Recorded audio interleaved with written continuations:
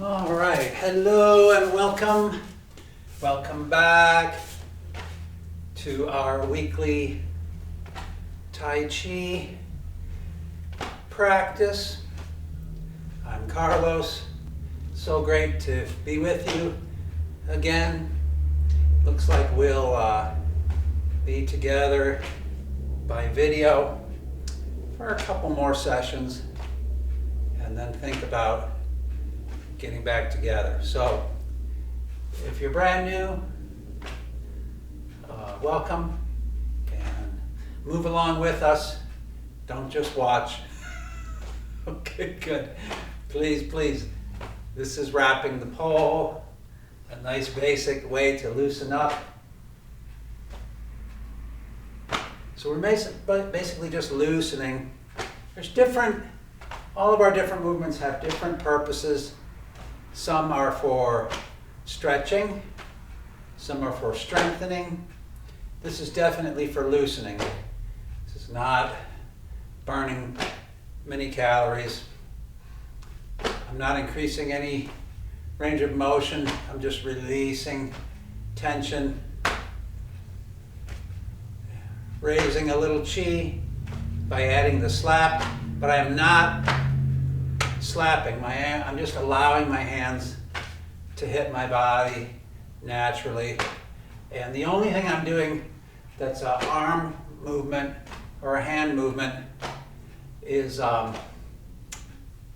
maybe just turning my hand enough so that the front or the back of my hand hits my body instead of the side of my hand, but that's just barely. So in other words, there's no arm movement here at all. It's all from the waist.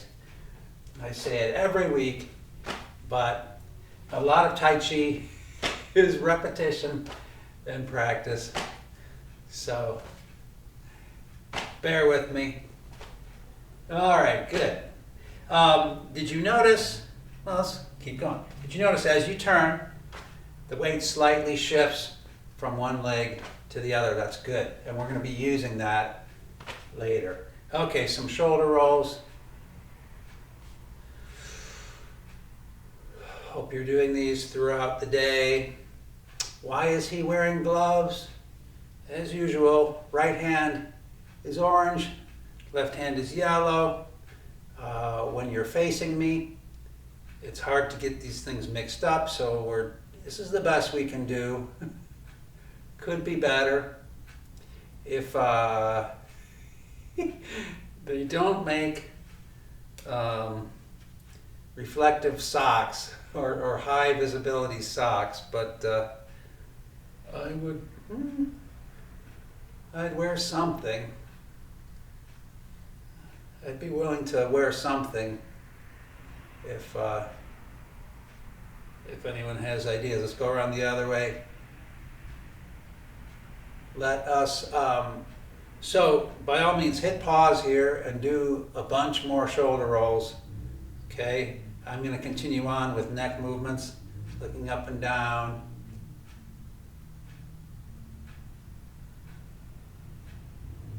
Another thing I've mentioned before, we do a lot of movements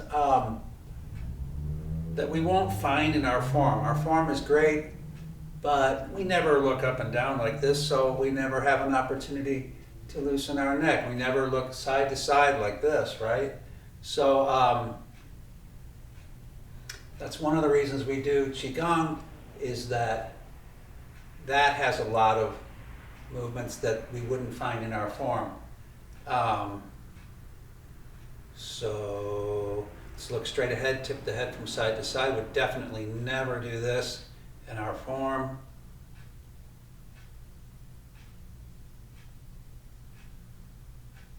Excellent, excellent, but it feels so good.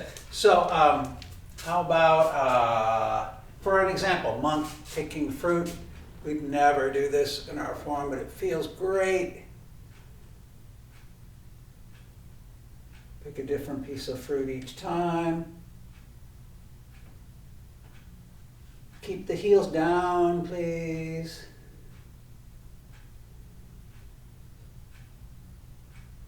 So chi down, yi up, E is intention or purpose. So our purpose is up, but if everything goes up, we lose our balance and we don't gain our purpose.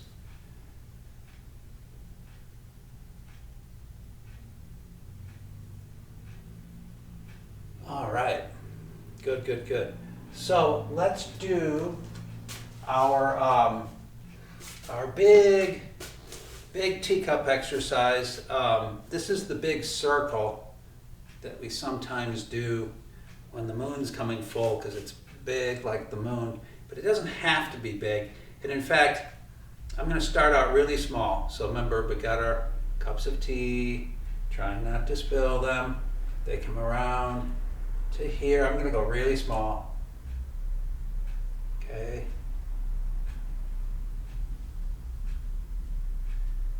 Okay, so it's obviously not just in my arms. Look at, I'm bending my legs, I'm bending backwards. It's going in my back, shoulders, and arms. So this is a great twist and stretch. Do as much or as little as you're comfortable with. Maybe a little bit more each time. Really, what great way to warm up the spine, as long as you don't overdo it.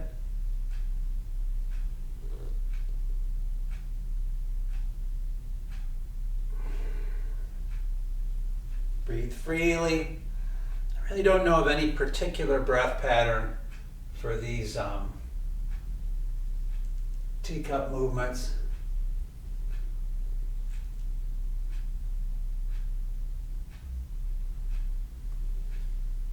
So I think I'm just going to go around the other way. So I'm going to stop, proceed in the other direction.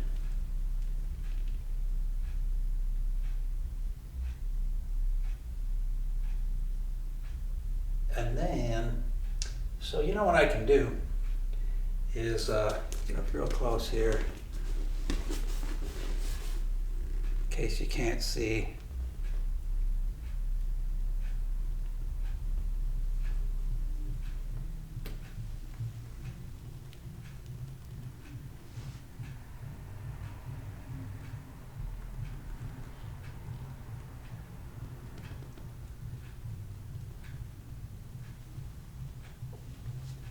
About one more time around.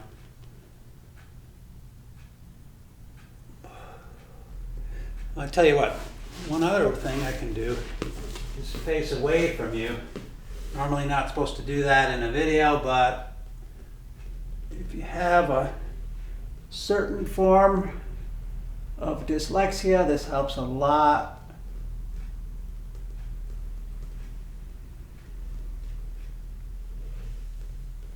One more time.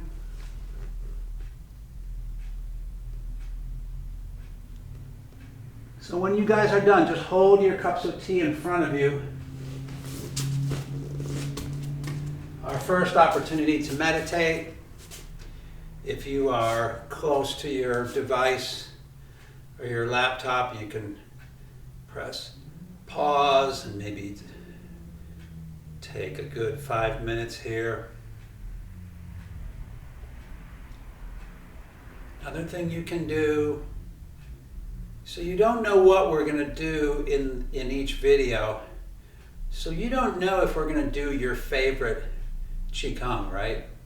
So you might do it before you do the video, or whatever your favorite warm-up is. If you have a favorite warm-up, you're not sure we're going to do it. So you can do it before beginning your Tai Chi practice. You could also certainly meditate before you do your Tai Chi practice. That always helps to bring you into just a good frame of mind to do some Tai Chi before we start. Because our little warm-ups might not be sufficient. But everyone's different. All right, so let's say 5 minutes has gone by. Wonderful. So let's continue what we were doing last week. I showed you two versions of push. One was from our form, I think number 9. Now I just can't remember. But it's in the video from last week, and it was a downward push, so it was like a wave. It was wave crashers to shore, so it was sort of coming up here and then sort of moving down, sort of compressing our partner down. Contrasting with, I'll go the other way, contrasting with an upward uprooting push, which would be down and then up, right? Expansive. I'll do it again just for fun. This is all review. But what about in our form 7B? That's very simple, and that's like very basic. It's just a real downward push, just a downward push where I describe it as, our weight's forward, I describe it as just smushing down a feather pillow, right? And the right palm is down, left palm is up. And what we're doing in that movement is we're just controlling, it's defensive, and we're just controlling our partner's arm. They came at us, we flanked them, and then we're just pushing down on their arm. And so super simple, but you should control the wrist and the elbow, because if you don't control the elbow, you'll get the elbow in your face. If you don't control the wrist, you'll get some sort of a fist coming through.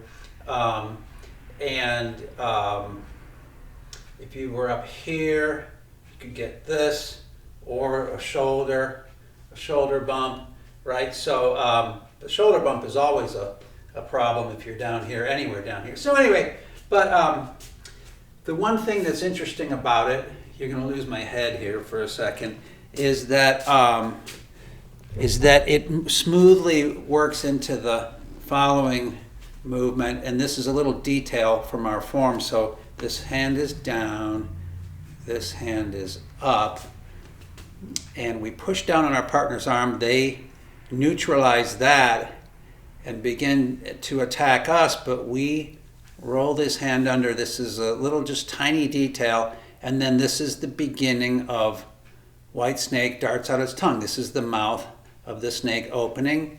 And but that's the next movement. So just so you know, so we're coming to, so this is the left hand. This is at my partner's elbow.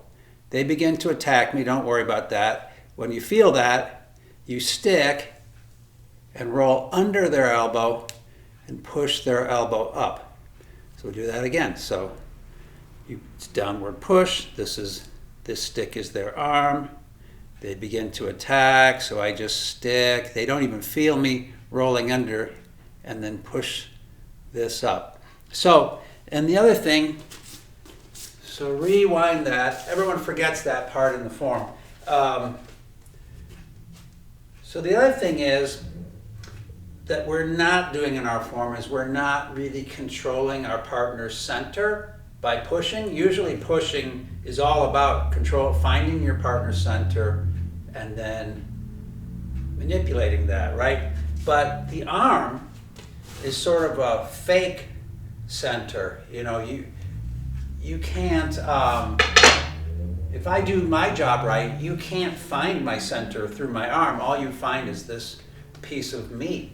And I don't let you get to my center. I can either divert or pretend to sort of misguide you, right? So this movement in our form goes by very, very fast, and it's not a push with the subtleties of real push hands pushing, right? But that's just to let you know. So that's our little piece of our form. One of our things for our form today, and then also from our form. So let's move on. And I wish there was some way that I could show somebody and just demonstrate that with somebody. But also from our form, we'll do white crane. Because this will be our balance for the day. Because I know you guys love to improve your balance, and instead of just doing an arbitrary balance, like in yoga, we do something from our form. So in white crane, and white crane is a real basic, very important move to know because it has many, many variations, even just in our form. And if you're new, we're doing the Yang 88 San Shou form. If you've heard about it, it's a lot of mystery, controversy. It was not developed by Yerning K. Chen. He wrote a book about it, and people say, oh, he made it up. But he didn't make it up. It goes all the way back to Yang Luchan and his disciples. So people who say that Yerning K. Chen made this form, that's like saying that Ken Burns wrote the Emancipation Proclamation. I mean, he wasn't even there at the time, and he's just a documentarian, right? So that's the difference. And the weird thing, though, is that there was controversy, and the Yang family sort of backed away from this form because they were sort of embarrassed by it being released in Yerning K. Chen's book. So they kind of disavowed it, and that's why there's weirdness with it.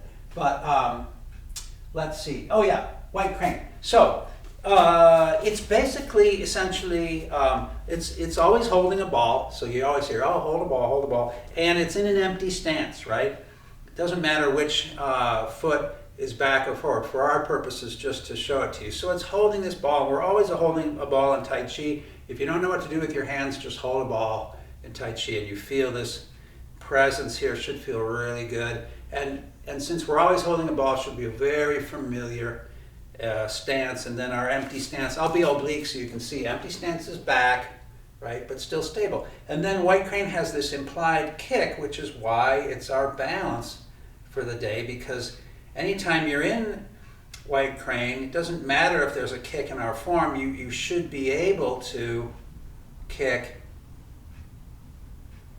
if you had to. So let's switch hands, switch feet, sink, sit down, and then little kick. So that's our balance. And we'll do this in many different forms, as many as I can think of. So how big of a ball to hold? Okay, so in Qigong, it could be very small, right? When we hold balls, very, very, very small. And but generally you'll see it's something about like this. But this is not right for our form, at least, because if this is, so this is an up and a down block, right? A side-to-side block. Sometimes you see white crane presented as a side-to-side block, but that's, as far as nomenclature that we're using, this would be phoenix cools its wings. So the side-to-side block is always the phoenix. Up and down is white crane. It's just something to help you remember, right? So up and down block. Why would I block to here? I'm still vulnerable. So you might start here, but then if something actually came in, like in our form, we don't have to worry about the bottom block, but in our form, the top block is there's a hand coming at our eye. So we block up and just up so that they would part your hair, right? You don't have to go up to here. So enough is always enough, right? A little bit's always enough. So you just come up to here so that, and then you can still see. So I start out here, I can see, come up to here, I can still see. And then actually in our form, it would be like this. We were here, we go to here in our form. And then the neat thing is, in some forms, you switch. White crane is often done 2 or 3 times. You would switch, but we're not going to switch like this, and I'm doing it very wooden on purpose. We're gonna switch here. We replace this hand. Our partner doesn't feel the difference, and then you notice this holding this circle is giving you a twisty feeling, and we use this, and it's even more of a twist if you roll the bottom palm down and roll the top palm up, and then it really twists you, and you can see my foot just twisted, my right foot just twisted. So I'll do that again. like that. Okay, it's very twisty. So now we're going right into White Ape Swings Through Branches. My partner's hand happens to be the branch. I'm not really grasping unless I was really going for it, but I'm just hooking, and then in I go for White Ape Swings Through Branches, right? So, but this is a little form clinic. I don't want to get way deep in our form, but that's just how it works in our form. So, may as well do that one more time. So, in our form, we'll just start it out. Okay, so we do our form, step out to here, step through to here, come to here. I'm doing it kind of clunky, just so that you see the progression. Okay, so here we go. So, our partner's hand comes over here. We sink back, divert, replace, and then turn this out. So turning this out, that's the whole body twist and the foot pivots, and then I can step through for White Ape Swings Through Branches. Okay, great.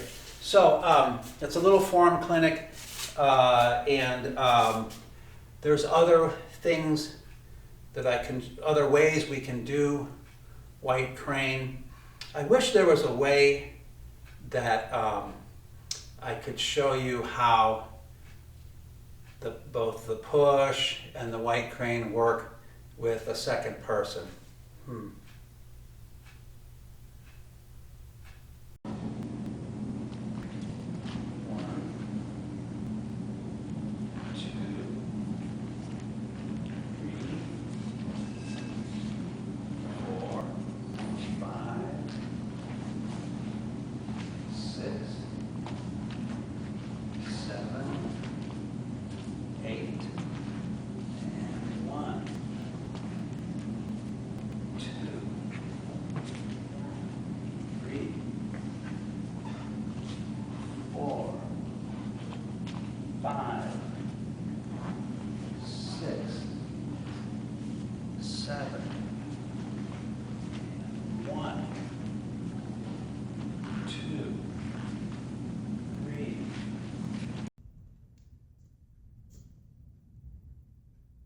Okay, so what can we do with this white crane energy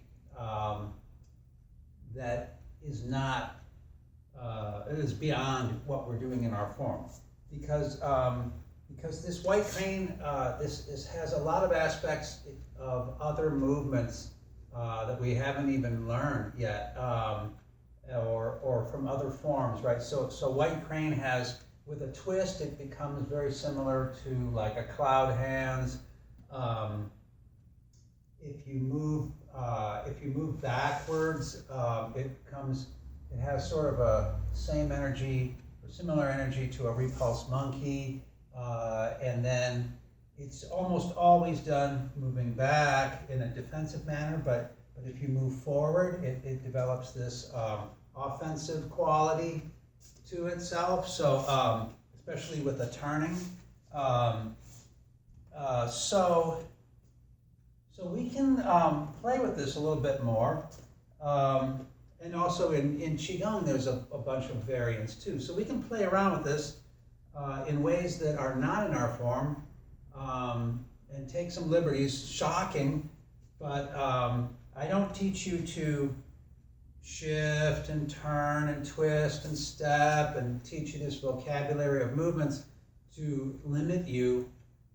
I never intend you to limit to just what you're doing in the form. That would be like teaching you to play a musical instrument and say you can only play one song, or teaching you to read and then say you can only read the Bible, which is actually, some cultures actually do that, but not here. So anything you learn, you can play with and improvise, right? As long as you use your good basic skills. So let's see. So last week we did lion rolls the ball, and this is a perfect example. So this very much has a white crane energy to it, right? But we weren't really stepping or anything. But look, we already know that there is a version of lion rolls the ball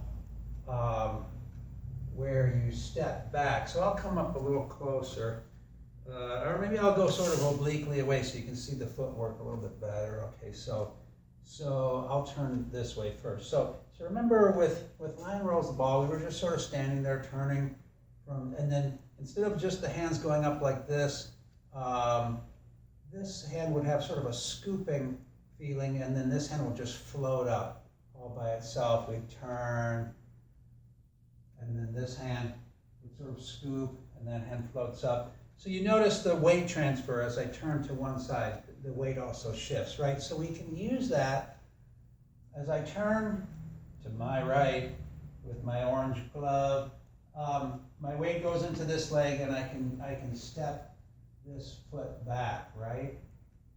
Okay, and remember this is a good soleus stretch. If you step back and bend, plant the heel, bend at the knee, good gastrocnemius stretch. Okay, so switch the arms, and then as we do in white crane, shift back, and then twist the other way, and then here, watch what we can do.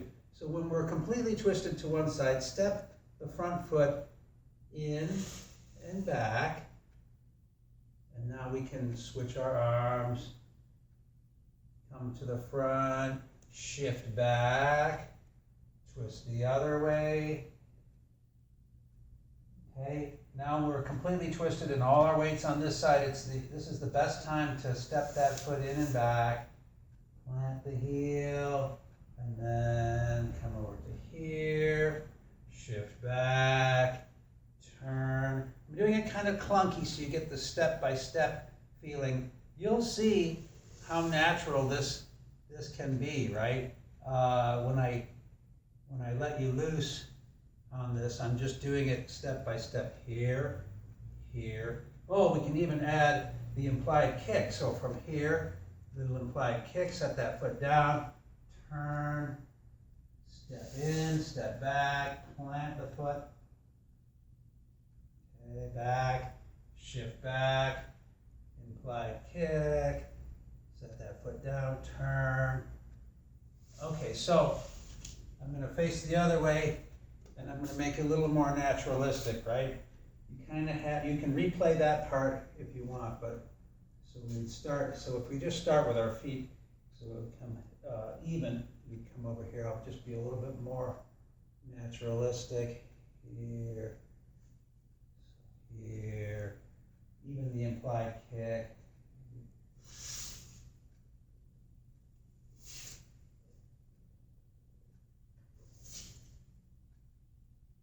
So I'm sort of slurring it now, getting a little sloppy, but that, again, that's also, you can break it down again if you want. So if that was a little too fast, a little too sloppy, so we'll go back to where we were. So here, here, here, shift back.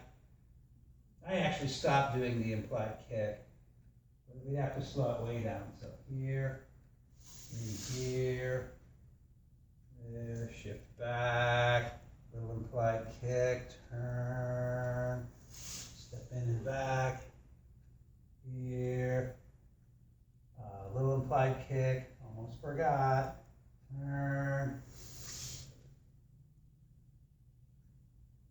shift back. You have to do a lot of sinking to keep your balance, and there's a lot of twisting, and let's see, so here.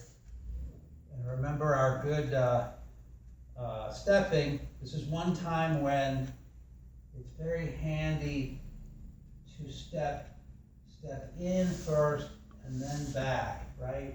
Because if you try to take the whole step, do a little implied kick, you try to take the whole step all at once, you're not very stable. I would never go whee, like way back to there. I'm going to come in here and even do your Bagua sliding of the foot. You don't have to pick the foot up.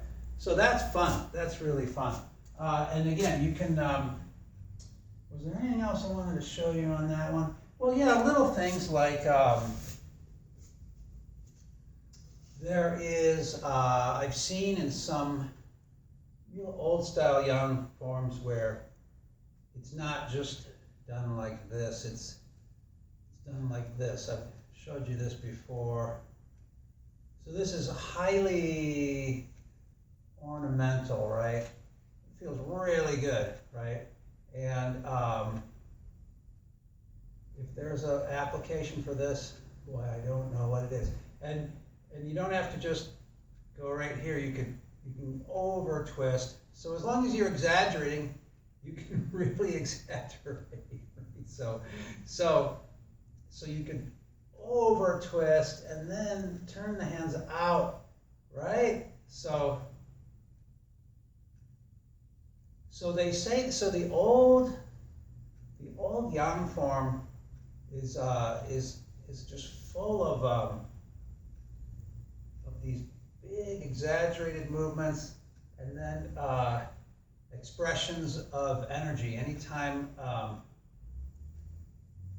there's a lot of like fajing, there's a lot of like little shaky movements, and that's another thing. If you can do that. If you feel energy, you don't want to bottle it up. You want to let it out. You want to let it out. So if there's points in your form where you feel energy and like that sort of weird shaky energy, you'll see this when you're looking at your YouTube videos, right? But I'm not going to do it, right? So anyway, so that's our white crane little clinic.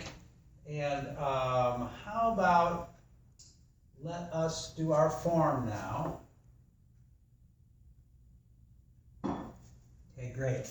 So I'll start way back here for the A side, and then you'll see, we'll do the A side, then the B side, and then the transition back to the A side, but for right now. So we're going to move it through it fairly methodically. So we're relaxing completely, come into your resting posture. Coming into resting posture should be the most relaxing part of your day. And again, you can feel free to just meditate here. This is a good basic meditation. Go back to previous videos if you don't know what our resting posture, how to do it. If you do a different one, if you're a tourist, Tai Chi tourist from some other school, then just do what you normally do. So I'm going to sink into my right leg,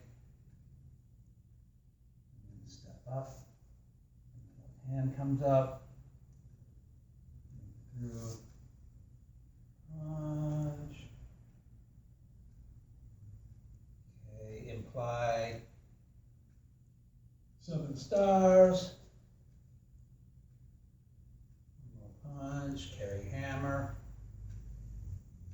Okay, so this is what we've been practicing. This is our white crane, right? This hand comes up, and then this twisting feeling is what pivots the right foot. I step through. So the grasping of the partner's arm, that never really happens. That's implied. Your partner gets away. Your partner always gets away. Otherwise, everything would stop. Someone would be hurt, and their feelings would be hurt, and they would never practice with you again. Strike a tiger. Strong delude. Okay, here's the point where they're doing the downward push, right? So I remove their arm, flank them, and then do inspect horse's mouth. They came under my elbow with that little, and then they pushed my hand up. So I move on to the next movement, coming back into dragon pose, using 2 half steps to get me back to dragon pose. And we'll stop here because, and this again is in my empty stance that we've been practicing, so this could be our other moment to practice our balance. Yay. Okay, good. So I would do the transition, but I would end up moving away from it. Okay, so let's do the B side with me starting way over here.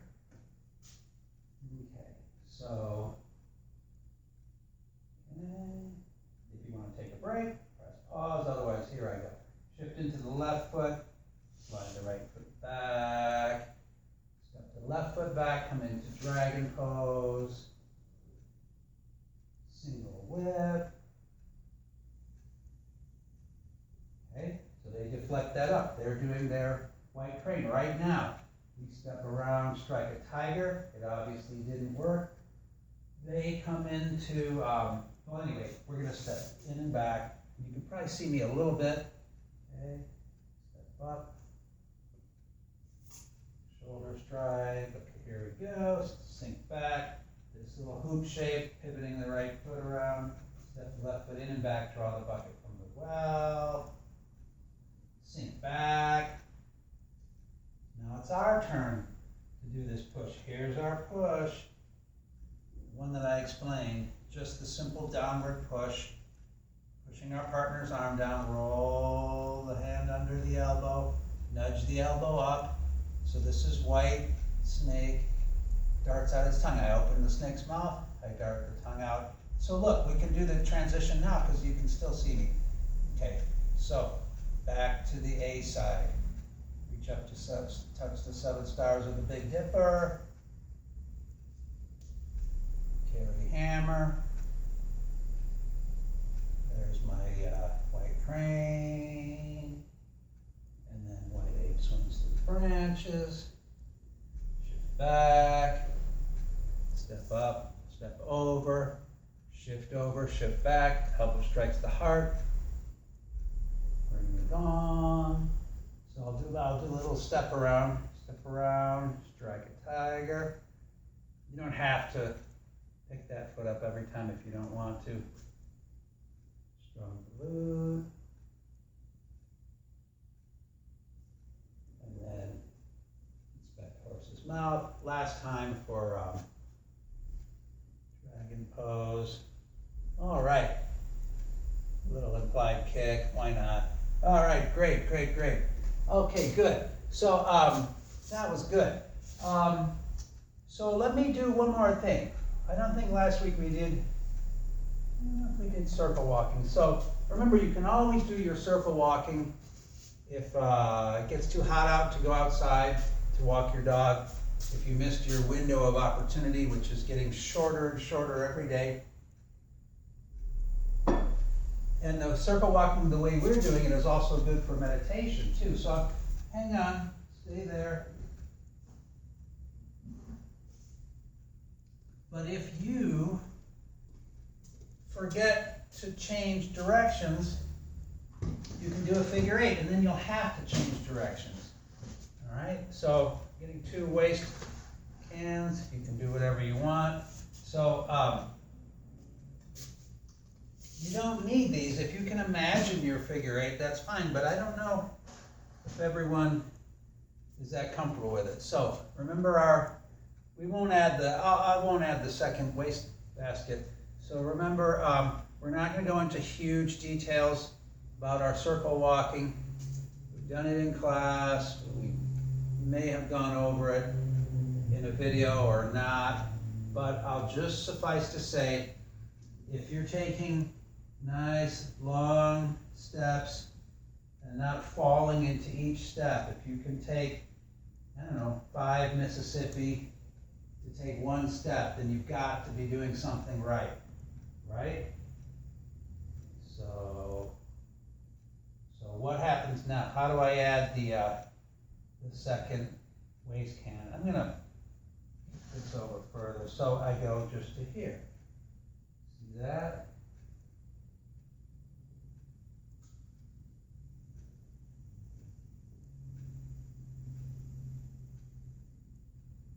Okay, here I come around. I'm not going to do a ton of these. So, and I'm doing pretty casual version of this, you guys. I don't want to, I want you to do this and not be intimidated by it. So I'm doing a very casual version. It's not being a real stickler for any one particular part of our circle walking, because this is not a Bagua class, I've told you guys, right?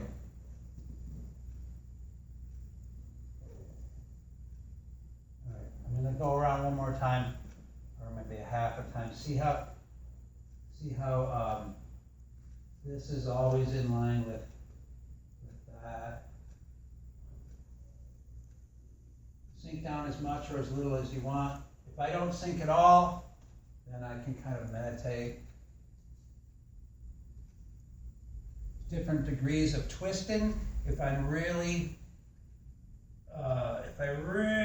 twist to face this, and everything's along this axis, then this is going to be exhausting, you guys. And if I'm sinking and twisting, this will be very exhausting. Really good exercise, and it's good for your legs, good for your upper body as far as the twisting aspect.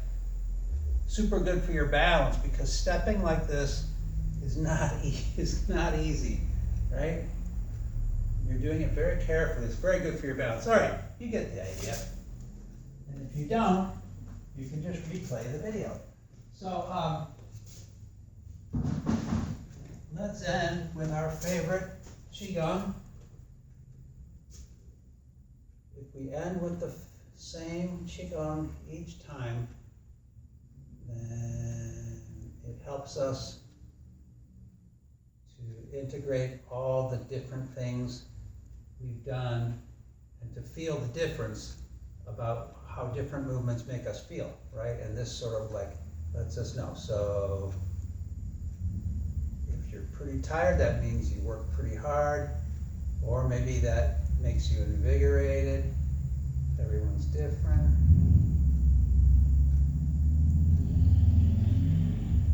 I'll go obliquely so you can see how this works. See, I don't know, I seem to lean too far back. I think that's just something wrong with my body. I don't know. All right, I'll try to lean a little bit more forward. All right, so that's perfect. Okay, good.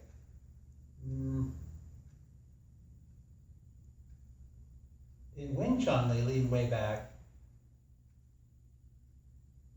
So I've told you guys that one thing that I find inconsistent with Qigong is that we're double weighted. And so we're never supposed to be double weighted. But if you kind of play around with this movement, and you can subtly shift your weight or favor one arm, sort of lead more with one arm. Even something as subtle as that will just change your whole weighting, right? So, and I can't tell you what to do, you have to feel it. So if you feel just something, one side moving slightly different than the other, then that actually makes it more Tai Chi, because you're taking a movement like this, which is supposed to be perfectly symmetrical and even, and you're making it more natural, because nothing is perfectly symmetrical and even in nature, right? So, so if my left hand is sort of leading, is coming up a little higher, it just throws my whole body off, and now I feel my weight went over here, and I can't tell you what to do, but you can just see how it feels different. So that's something, I told you I'd never let this very simple movement become boring for you. So I've just opened it up really wide to you. So this will be my last one.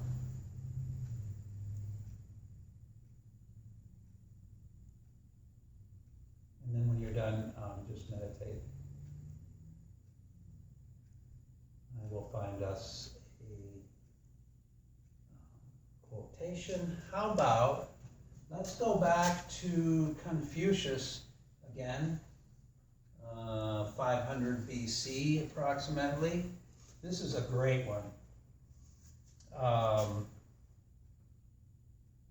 It is better not to proceed at all than to proceed without purpose. And thank you so much for coming. Great to see you. We will see you next week.